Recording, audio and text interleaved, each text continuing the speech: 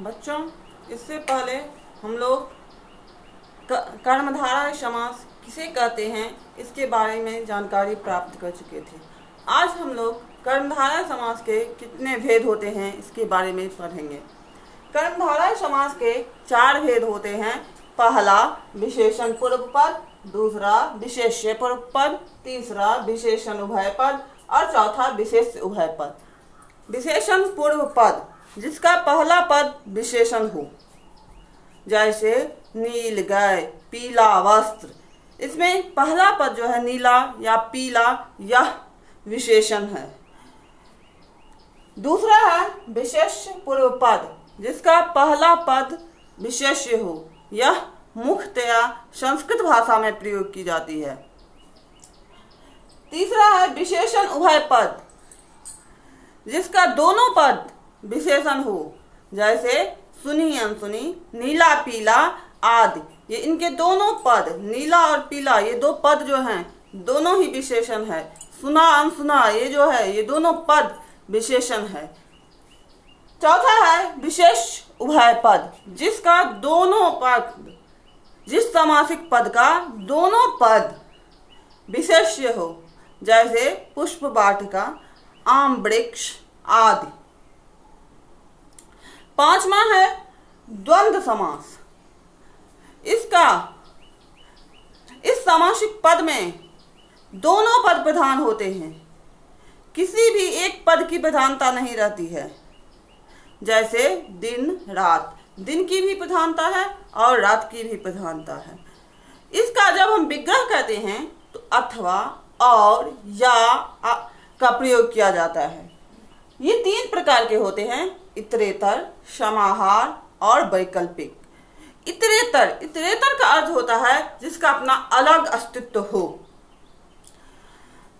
माँ बाप या भाई बहन, ये जो द्वंद्व समास के उदाहरण हैं, इसमें दोनों एक दूसरे से तो जुड़े हैं, माँ बाप दोनों एक दूसरे से तो जुड़े हुए हैं, लेकिन अगर हम इसे अलग भी करते हैं तो भी माँ का अलग अस्तित्व होता है और बाप का अलग, भाई का अलग अस्तित्व होता है, बहन का अलग।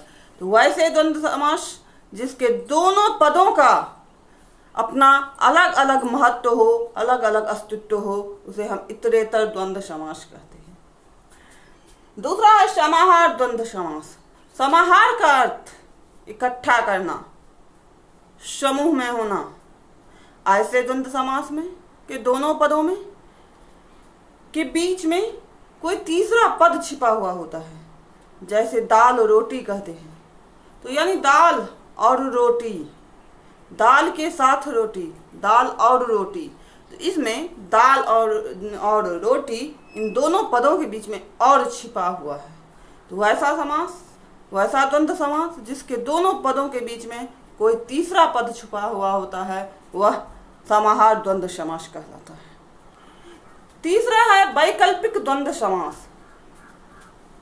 वह द्वंद्व समास के पद जिनके दोनों पदों में कोई एक विकल्प होता है, जैसे पाप पुण्य, लाभ हानि। तो इसका जब परिणाम होगा तो कुछ एक ही होगा, लाभ होगा या हानि होगा। तो वैसे द्वंद्व समास के उदाहरण जो निर्णय होने पर एक ही हो, वह वैकल्पिक द्वंद्व समास कहलाता है।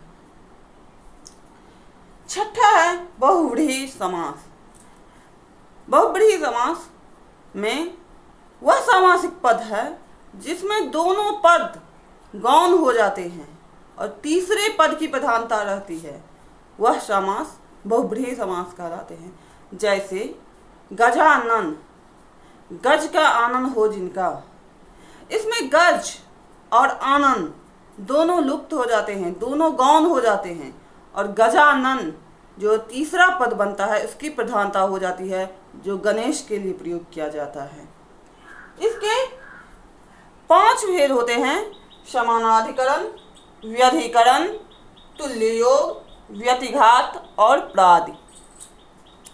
समानाधिकरण, इसका प्रथम पद कर्ता कारक में होता है और अन्य उक्त पद जो होते हैं वह कर्म, करण, संप्रदान, अपादान, संबंध अधिकरण किसी में भी हो सकता है। दूसरा है व्यधिकरण।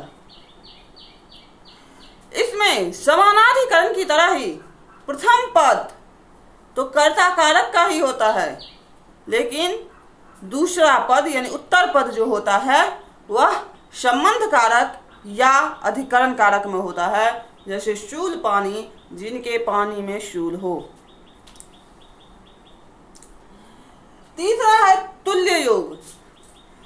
तुल्य योग बहुव्रीहि समास में साथ का अर्थ का बोध होता है, इसीलिए इसे सह बहुव्रीहि समास भी कहा जाता है। लेकिन जब हम इसका विग्रह करते हैं तो सह के हो का लोप हो जाता है और केवल स बचता है। जैसे जिसके साथ बल हो सबल, तो जिसके साथ बल हो में के साथ का, जिसका साथ के सह का हम हो का लोप हो जाता है और केवल स बचता है। चौथा है व्यतिघात। व्यतिघात का अर्थ होता है आघात करना, प्रहार करना। तो वैसे सामासिक पद जिनमें आघात या प्रहार का बोध होता हो वह व्यतिघात बहुव्रीहि समास कहलाते हैं। जैसे मुक्कों मुक्कों के द्वारा हुई लड़ाई मुक्का मुक्की, बातों बातों के द्वारा की गई लड़ाई बाता बाती। और पांचवा है प्रादि। प्रादि बहुव्रीहि समास में पूर्व पद उपसर्ग होता है।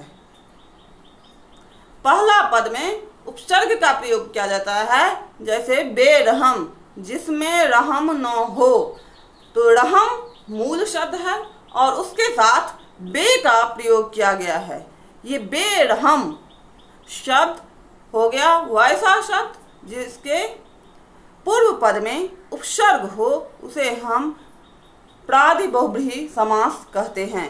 बच्चों, इतनी सारी परिभाषाओं के आधार पर आज हम लोग समास के बारे में जानकारी प्राप्त कर लिए।